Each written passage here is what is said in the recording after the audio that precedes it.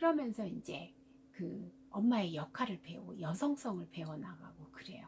근데 이때 이제 그때를 잘못 이제 그 시기를 잘못 지난 이 딸들은 어때요? 다른 이제 그 어, 어, 책에서 한번 보니까 화장을 하지 못하는 여자가 있는 거예요. 화장을 하지 못하는. 그래서 이제 정신분석적으로 이거를 이제 분석을 상담을 받다 보니까 나중에 뭐가 해석이 됐냐. 네. 엄마에 대한 질투? 네. 이미 아빠를 엄마가 차지하고 있으니까. 그래서 그 질투심이 많다 보니까 화장을 그 어릴 때 억압된 무의식에서 내가 화장을 하면 우리 아빠를 유혹하는 거야. 이렇게 돼버린 거죠. 그래서 화장을 못한 거예요. 근데 그런 이제 상담을 받고 나서 내가 화장을 못한 이유가 바로 여기에 있었구나. 어릴 때 우리 아빠하고 결혼한다고 했는데 엄마가 질투하면 어떡하지? 그게 무서웠고 그런 마음을 갖다 내가 억압을 시켜가지고 지금까지 그것이 너무 컸기 때문에 내가 화장을 하면 우리 아빠를 유혹하는 게 그렇게 내가 무의식 속에서 그렇게 생각을 했기 때문에 내가 화장을 할 수 없었구나. 이걸 알고 그 다음 날부터 화장을 하게 됐다고 합니다. 해결이 된 거죠. 자기의 행동이 현재 행동이 왜 그런지를 이제 이유를 알았으니까요. 또 하나 볼까요? 남자 아이들이 이제 그때 그 시기를 잘못 이제 지났을 때 거세 불안이 생기는 거예요. 그러면 내 고추를 갖다가 우리 아빠가 없앨 수도 있어. 그게 이제 심하게 또 억압이 됐어요. 그래가지고 바바리맨이 있죠.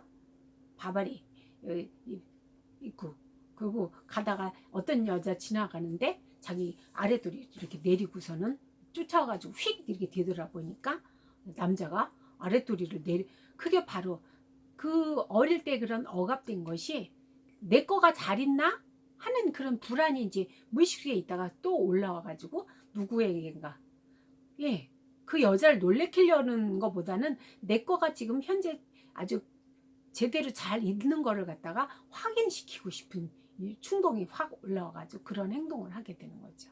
저도 그런 경험이 있습니다. 친구 집에 한번 이제 걔네 집이 시골이라 그 집에 놀러를 가는데 앞에 어떤 남자가 지나가는 걸 봤어요. 그런데 뭐 지나가는가 보다 그러고 갔죠. 근데 무슨 이상한 소리가 나서 무심코 이렇게 휙 이렇게 뒤돌아보니까 어떤 남자가 그래서 엄마야 날 살려라 그러고선 이제 뛰어간 적이 있습니다. 이게 이제 이렇게 다 정신분석학에서 이렇게 해석을 하고 있습니다. 나도 아빠처럼 해야지. 이것이 바로 이제 동일시인 거죠. 동일시. 신경증에 대해서 보겠습니다. 그럼 신경증은 무엇인지 내적인 심리적 갈등이나 외부의 스트레스를 다루는 과정에서 무리가 생겨서 불안으로 인한 긴장이나 신체 증상을 나타내며 이상 행동을 반복하는 인격 변화를 말한다. 그래서 뭐 여러 가지가 있습니다. 히스테리, 강박, 공포, 화병, 불안, 불면, 전환 증상. 전환 증상은 뭐예요? 뭐 다리가 갑자기 마비된다든지 아프다든지 팔이 들 수가 없다든지 이런 신체 전환. 그리고 이제 해리, 아예 이제 정신이 이제 아예 없어지는 거죠. 그리고 편두통, 시민성 위장 장애, 운동 기능 이상 이런 이제 증상들이 있습니다.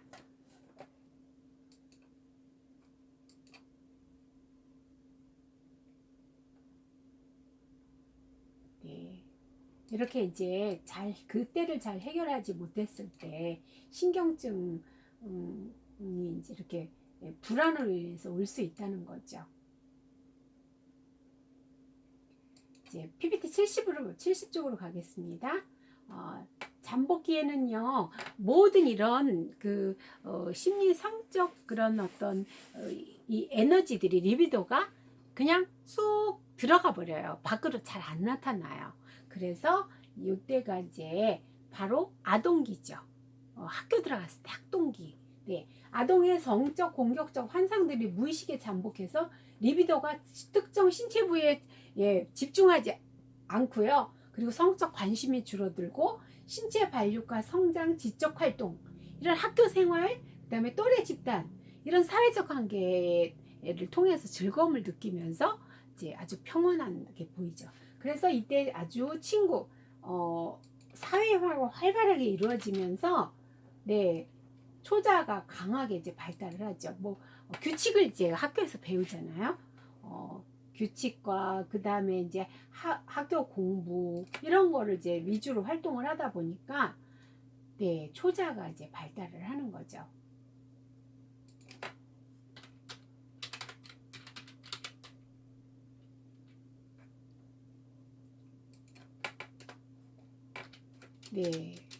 그리고요. 그 다음에 또 보겠습니다. 성기기. 이때를 생시기라고도 합니다. 이때는 이제 청소년기로 해서 이제 어른까지 이제 청년 될 때까지를 해서 이때는 몸 안에서요. 이제 호르몬의 변화로 성 호르몬이 이제 나오기 시작하잖아요. 그러면서부터 이제 이게 성기에 자기의 성기에 이제 성적 쾌감이 집중이 되는 거죠. 그래서 자위 행동을 많이 하고 청소년들이, 그리고 부모의 관계보다는 친구와의 관계, 애착이 이제 친구한테로 옮겨가고요. 그리고 특히 이성 관계에 관심이 높아지죠. 그래서 그리고 이때가 청소년기에 자아 정체성을 확립하는 시기죠. 그래서 내가 어떻게 살고, 어떤 가치관을 가지고, 내가 어떤 직업을 가지고, 내 인생을 어떤 여자를 만나서 어떻게 살겠다 하는, 이것이지 이렇게 자기 계획을 갖다가 만들면서 나는 누구인지. 기독교인들은 첫째가 그렇잖아요. 나는 하나님의 자녀고, 그 다음에 누구예요? 나는 누구고, 그리고 지금 현재, 여러분들이 나는 어디를 학교를 어떻게 졸업하고, 현재는 어떤 꿈을 가지고 이 학교에 와서 공부를 하고, 이렇게 자아 정체성을 확립하는 시기라는 거죠. 그래서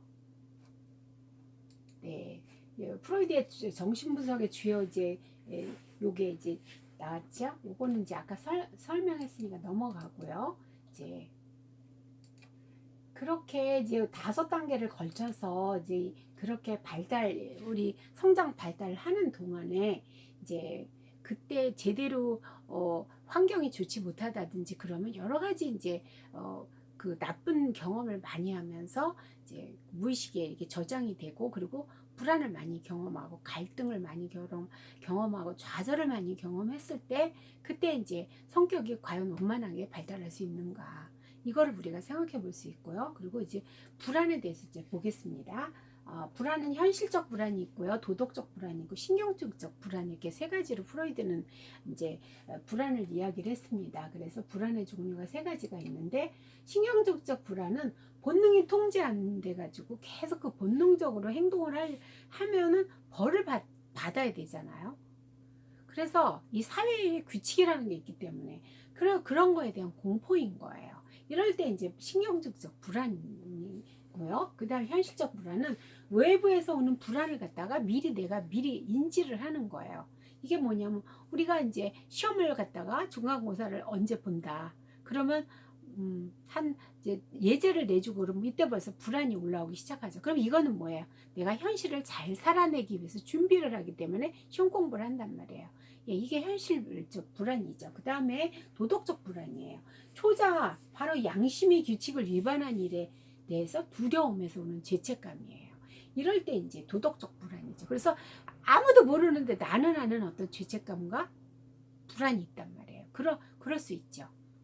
그래서 이렇게 이제 3가지로다가 이렇게 이제 볼 수 있겠습니다. 그럼으로 인해서 이 불안이 옴으로 인해서 어떤 우리가 행동을 하는가. 이건 정신분열이에요. 심할 때는 정신분열로 갈 수가 있습니다. 그리고 이렇게 이제 잠시 피하는 거죠. 마치 닭이 쫓겨가다가 지푸라기 집더미 속에 머리만 팍 쳐박고 이렇게 버둥버둥 하는 것처럼 이런 현상이 일어나요. 이걸 방어기제라고 합니다. 유기체가 방어기제란 무엇인가? 여기 제가 심리적으로 평형을 유지하기 위해서 이루려는 노력이에요. 그래서 불안으로 인한 갈등과 좌절에 대해서 안정을 유지하려고 무의식적인 차원에서 일어나는 하나의 방어 반응이다. 이렇게 볼 수가 있겠습니다. 개인이 불안으로부터 자아를 보호하려. 이거는 자아를 보호하기 위해서 너무 불안하니까 의도로 지각을 조작하면서 현실을 왜곡하는 거다. 그래서 방어 기제는 20가지나 된대요, 인간이. 근데 인간은 누구나 방어 기제를 사용하고 있습니다. 여기 제가 이제 여기에서는 방어 기제를 이제 6가지만 7가지를 넣습니다. 여러분들이 학교에 오시면 제가 이거 프린트본을 드리거든요. 그래서 이제 방어 기제의 종류와 그 다음에 성경 속의 인물들의 방어 기제, 이거는 제가 계약하면 가져가서 드리도록 하겠습니다. 네, 첫째 억압, 둘째 합리화, 셋째 투사, 넷째 반동 형성, 다섯째 전위, 여섯 번째 퇴행, 일곱 번째 승화. 네, 여기서 들어보신 것도 있겠죠? 네, 설명을 하겠습니다. 억압, 욕망, 감정, 공포, 나쁜 기억, 이런 생각을 갖다가 의식에서 배제해서 무의식 속으로 밀어넣는 거예요. 네. 그리고 여기에는 원초적 억압이 있습니다. 현실에서 의식화된 적이 없는 요소에 대한 억압. 근친상간. 네, 바로 근친상간이 바로 아까 오이디푸스 컴플렉스, 엘렉트라 컴플렉스. 그게 바로 근친상간적인 거거든요. 생각이거든요. 네. 그리고 실제적 억압은 현존하는 의식되는 현실에서 의식되는 거죠. 바로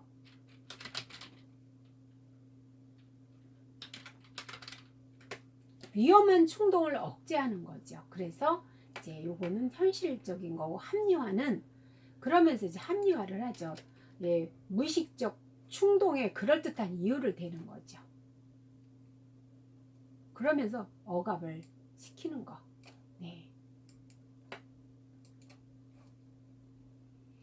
네. 보겠습니다.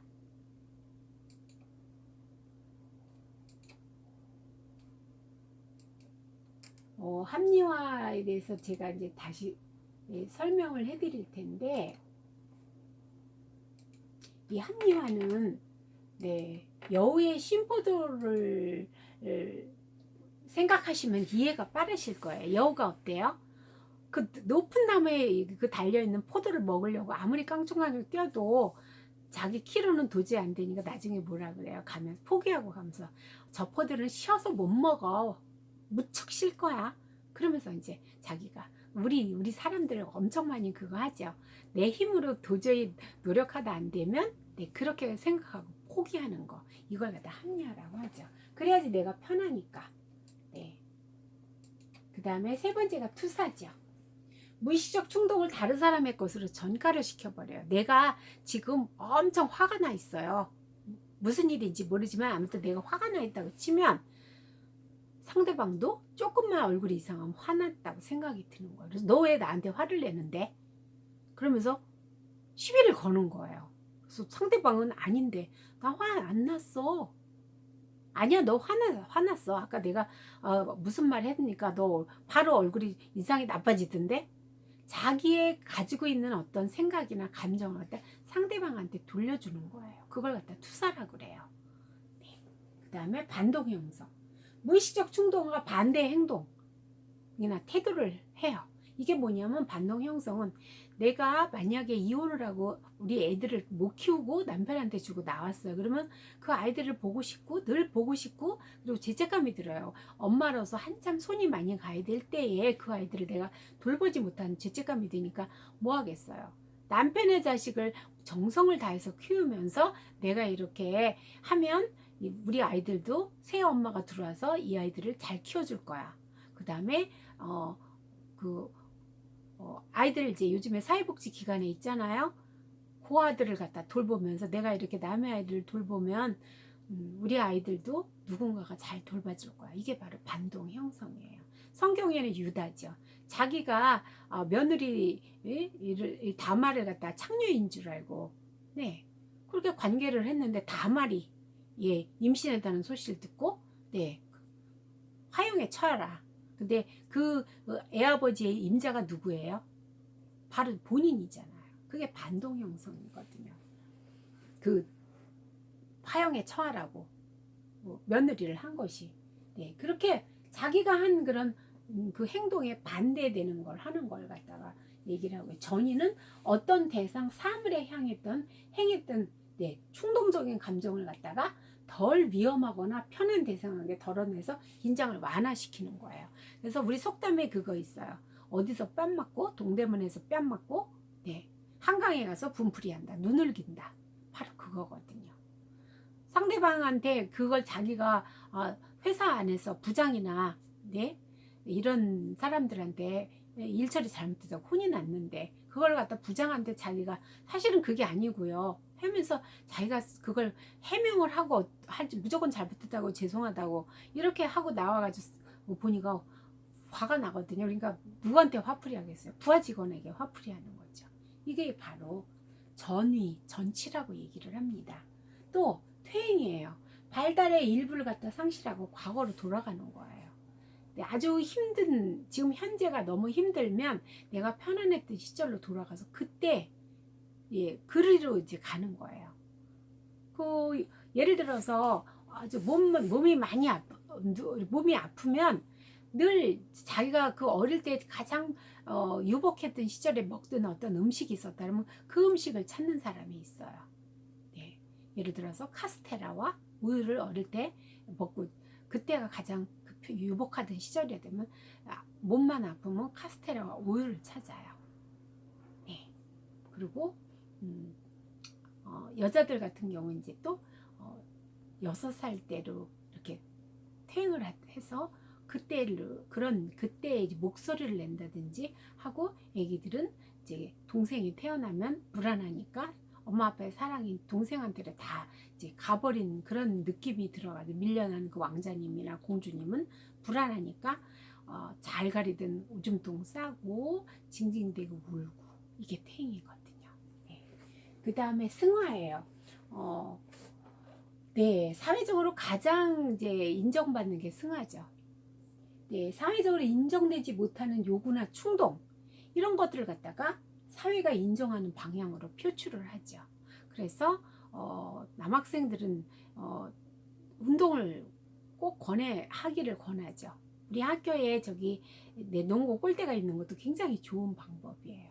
그 에너지 밖으로 표출되지 못한 그런 에너지를 갖다가 다른 쪽으로 돌려서 그렇게 해서 뭐 축구 선수가 된다든지 농구 선수가 된다든지 이렇게 이제 그 에너지를 갖다 사회적으로 바람직한 방향으로 이렇게 해서 승화시키는 이런 것이 바로 이제 가장 사회에서는 바람직한 방어기제라고 볼 수 있겠습니다.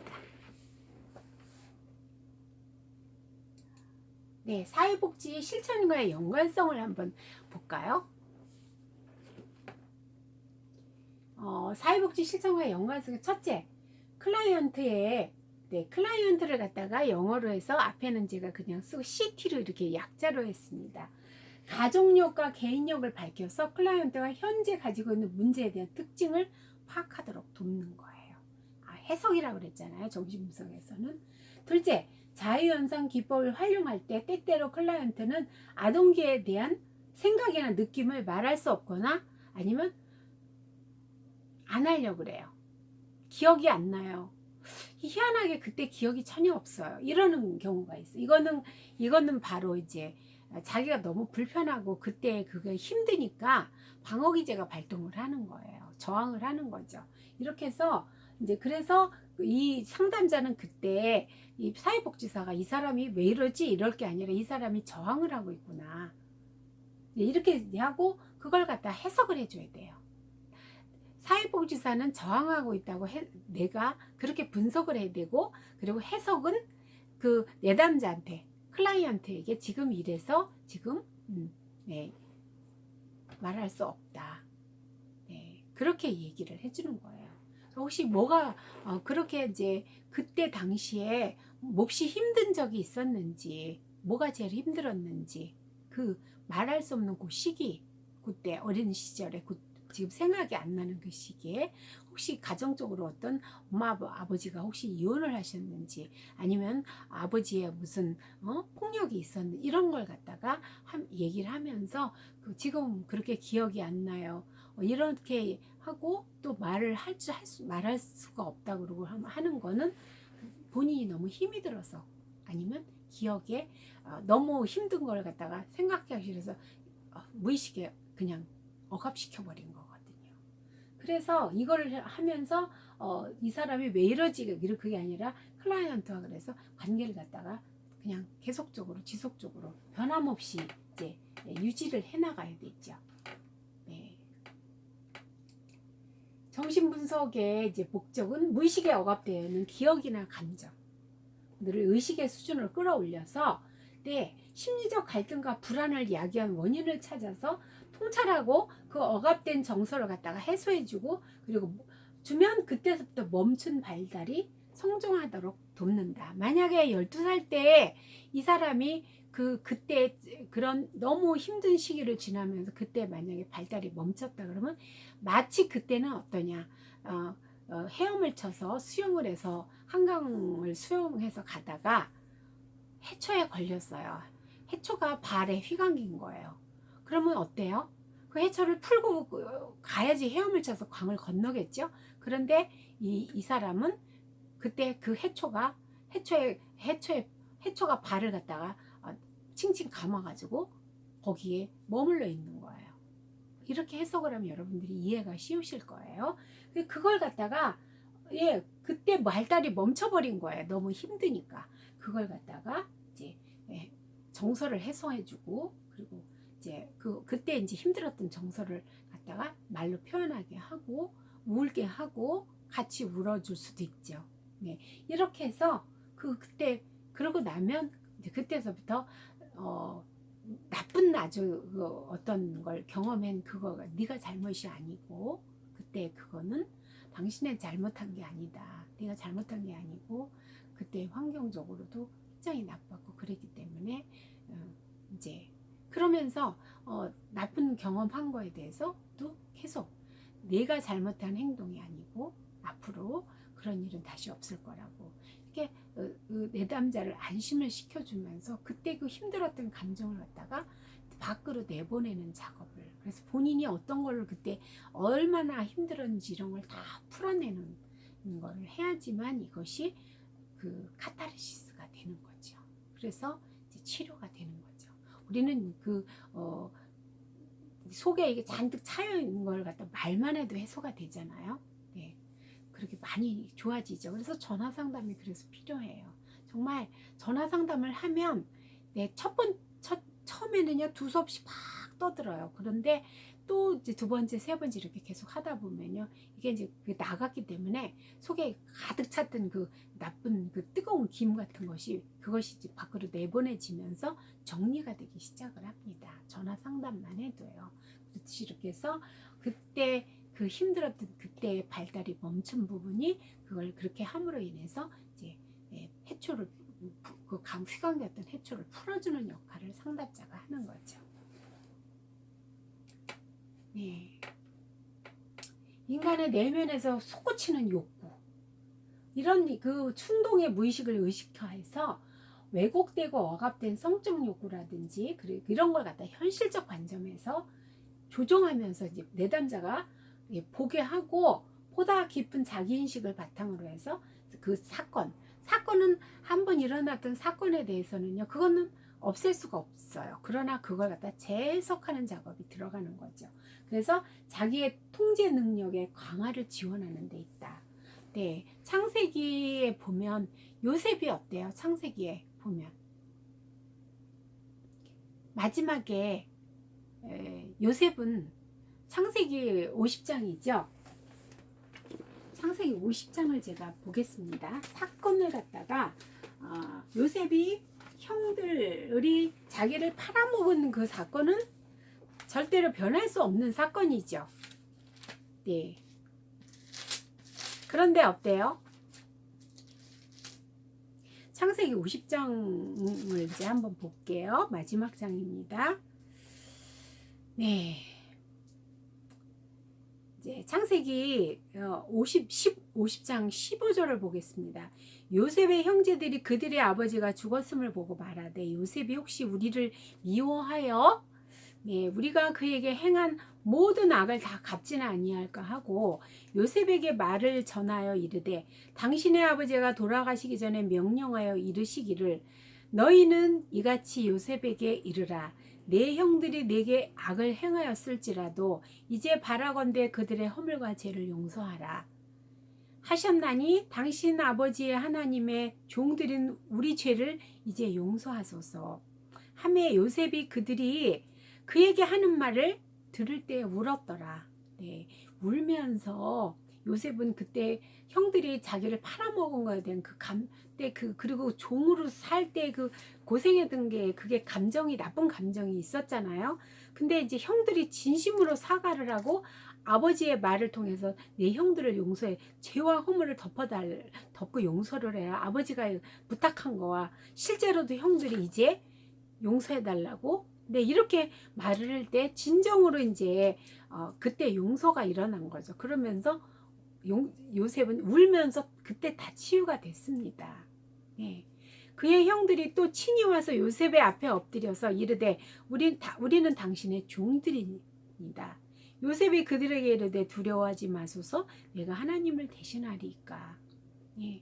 당신들은 나를 해하려 하였으나 하나님은 그것을 손으로 바꾸사 오늘과 같이 많은 백성의 생명을 구원하게 하시려고 하셨나니 당신들은 두려워하지 마소서 내가 당신과 당신들의 자녀를 기르리이다 하고 그들을 간곡한 말로 위로하였더라. 자, 다시 보겠습니다. 20절. 당신들은 나를 해하려 하였으나 그 사건을 얘기를 하는 거죠. 나를 팔아먹어. 저기 꿈꾸는 자가 오는도다 하면서 아버지가 편애한 그 요셉을 갖다가 시기 질투해서 팔아먹었잖아요. 그래서 종의 신분으로 이렇게 그랬으나 하나님은 그것을 선으로 바꿔서 오늘날 요셉이 7년 풍작이 들고 7년 흉년이 들었을 때 요셉의 가족도 구했죠. 그렇게 오늘 많은 생명을 구하게 해서 나를 갖다가 이곳에 미리 보내셨다. 이렇게 해석을 합니다. 이것이 바로 사건은 변하지 못하지만 그 사건에 대해서 다시 재해석을 하는 거죠.